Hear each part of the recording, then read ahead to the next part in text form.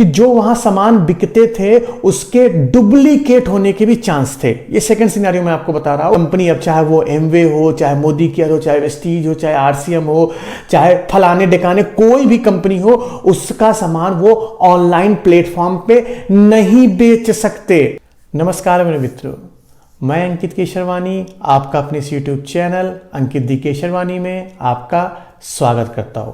दोस्तों, अगर आप किसी भी नेटवर्क मार्केटिंग में काम कर रहे हैं तो आपको एक चीज़ जरूर पता होगा और आप इस चीज़ से जरूर परेशान रहे होंगे कि जो नेटवर्क मार्केटिंग का सामान है वो ऑनलाइन ई कॉमर्स कंपनियों में बेचे जा रहे थे। आप कोई भी कंपनी का चले जाएं, मैं गारंटी देता हूं, चाहे आप फ्लिपकार्ट पे चले जाएं, चाहे आप अमेज़ॉन पे चले जाएं या किसी भी साइट पे चले जाएं और आप जिस भी कंपनी में काम कर रहे हैं उस कंपनी का प्रोडक्ट आप वहां पे सर्च करोगे तो आपको आपके कंपनी का प्रोडक्ट ई कॉमर्स साइट पे दिख जाएगा। और दिख जाना सबसे बड़ी बात नहीं थी, सबसे बड़ी बात यह थी कि जो सामान वो वहां दिखते थे वो नेटवर्क मार्केटिंग कंपनी से कम प्राइस पे बेचते थे।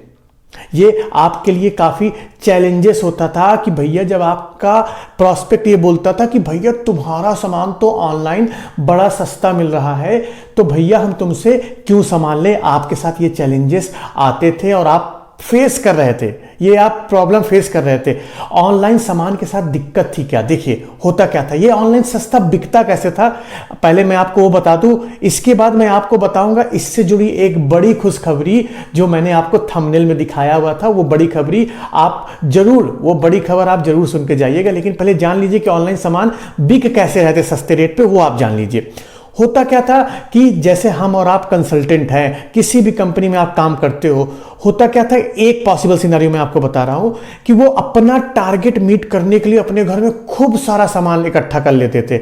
अब वही कंसल्टेंट क्या करता था कि जो सामान सारा इकट्ठा किया हुआ है तो अपने सारे डिस्काउंट फायदे हटा के वो ऑनलाइन प्लेटफॉर्म में जाता था, उस सामान को बेच लेता था। ये सोचता था कि चलो कुछ इससे पैसे निकल आएंगे। तो एक तरह का ये था। और अगर मैं बताऊं, ये पूरी तरह से इलीगल काम था क्योंकि गवर्नमेंट इसका सपोर्ट नहीं करती थी, इलीगल काम था। लेकिन इसके बावजूद भी ऑनलाइन प्लेटफॉर्म पे आपका माल बिक रहा था। एक सिनेरियो ये था।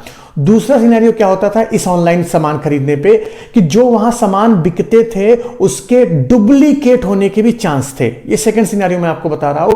कोई कंपनी ने उसी कंपनी की तरह माल बना लिया और उसको ऑनलाइन प्लेटफॉर्म पे सस्ते दामों में बेच रहा था। इससे एक्चुअली में जो नेटवर्क मार्केटिंग कंपनीज थे उनको दिक्कत क्या हो रही थी, उनकी ब्रांड वैल्यू खराब हो रही थी क्योंकि वो लोग सोचते थे कि वो फलाने कंपनी का सामान है। जब ले लेते थे उनको कुछ शिकायत होती थी तो वहां पे वो फंस जाते थे, इनकी ब्रांड वैल्यू खराब होती थी, फलाने कंपनी का तो सामान खराब है।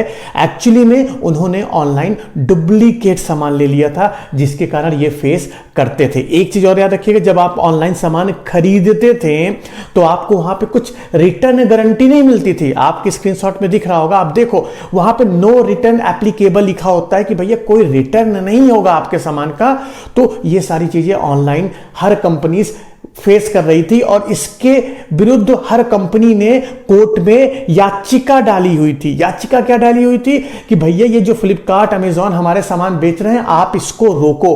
और ये लगभग मेरे ख्याल से 4 से 5 साल से ये लड़ाई चल रही थी। ये लड़ाई चल रही थी कि ऑनलाइन सामान बेच नहीं सकते। अगर आप गवर्नमेंट के डायरेक्ट सेलिंग रूल पढ़ने जाओ, as per the government direct selling rule, कोई भी ई कॉमर्स कंपनी किसी भी डायरेक्ट सेलिंग कंपनी का सामान नहीं बेच सकती है। लेकिन ऐसा हो रहा था। तो अब दिल्ली की हाई कोर्ट ने एक बहुत बड़ा फैसला लिया हुआ है। अभी ये न्यूज आई हुई है। इसमें सबसे बड़ा फैसला क्या लिया हुआ है, उन्होंने एक नया कार्रवाई लिया, एक नया निर्देश दिया हर लोगों को कि कोई भी ई कॉमर्स कंपनी, किसी भी डायरेक्ट सेलिंग कंपनी, अब चाहे वो एमवे हो, चाहे मोदी केयर हो, चाहे वेस्टीज हो, चाहे आरसीएम हो, चाहे फलाने डिकाने कोई भी कंपनी हो, उसका सामान वो ऑनलाइन प्लेटफॉर्म पे नहीं बेच सकते जब तक आप पर्टिकुलर कंपनी के ओनर से लिखित प्रूफ नहीं लेते हो या उनसे आप परमिशन नहीं लेते हो।